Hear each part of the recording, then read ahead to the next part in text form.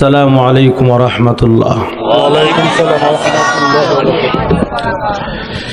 অনেকক্ষণ যাবত বসে আছেন তো কষ্ট হইতেছে আপনাদের? আর একটু চলবে ইনশাআল্লাহ? হ্যাঁ, মাশাআল্লাহ। আলহামদুলিল্লাহি ওয়া কাফা ওয়া সালামুন আলা ইবাদিহিল্লাযীনা ইসতাফা। أما بعد فقد قال الله تعالى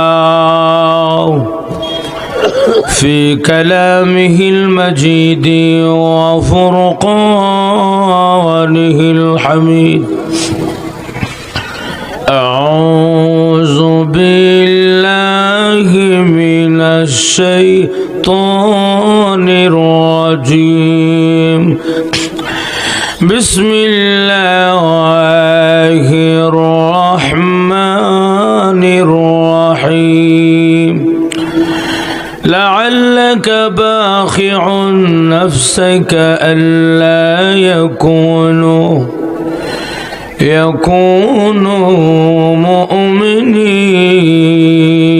مؤمنين.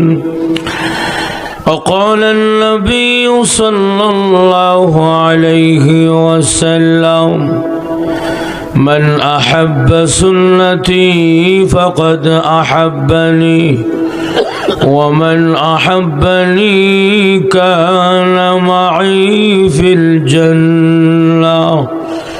صدق الله العظيم وصدق رسوله النبي الكريم، ونحن على ذلك لمن الشاهدين والشاكرين، والحمد لله رب العالمين. صلى الله على سيدنا ومولانا محمد وعلى آله وأصحابه وبارك وسلم.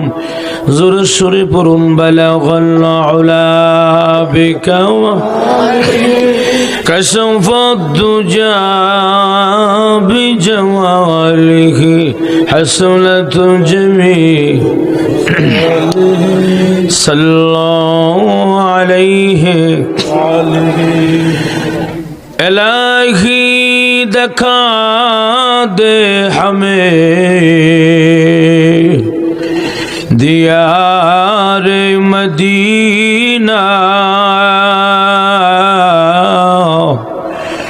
الہی بنا دے ہمیں غبار مدینہ. بلغ العلا بكمال كشف الدجى بجماله، حسنة جميع صلى الله عليه.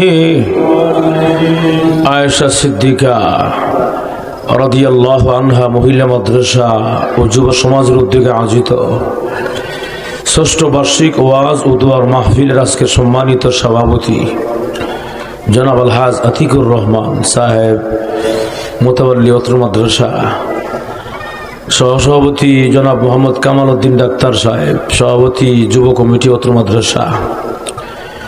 আজকের প্রধান অতিথি যিনি একটু আগে গুরুত্বপূর্ণ বক্তব্য দিয়েছেন জনাব আলহাজ মোবারক হোসেন শাহিন সাহেব, বিশিষ্ট শিল্পপতি, ঢাকা। আজকের প্রধান অতিথি সহ বিশেষ অতিথিবৃন্দ যিনি আমার আগে বয়ান করেছেন, অত্যন্ত বড় আলেম, যদিও বাড়ি নবীনগর ব্রাহ্মণবাড়িয়া, কিন্তু অনেক বড় আলেম উনি, এবং আমলি আলেম, জাহাজালো একজন আলেম বয়ান করেছেন। অনেক বড় আলেমী দিন হযরত মাওলানা মুফতি বেলায়েতুল্লাহ কাসিমি সাহেব, খতিব SR অফিস জামে মসজিদ নবীনগর, আরো অনেক উলামায়ে কেরাম বয়ান করেছেন।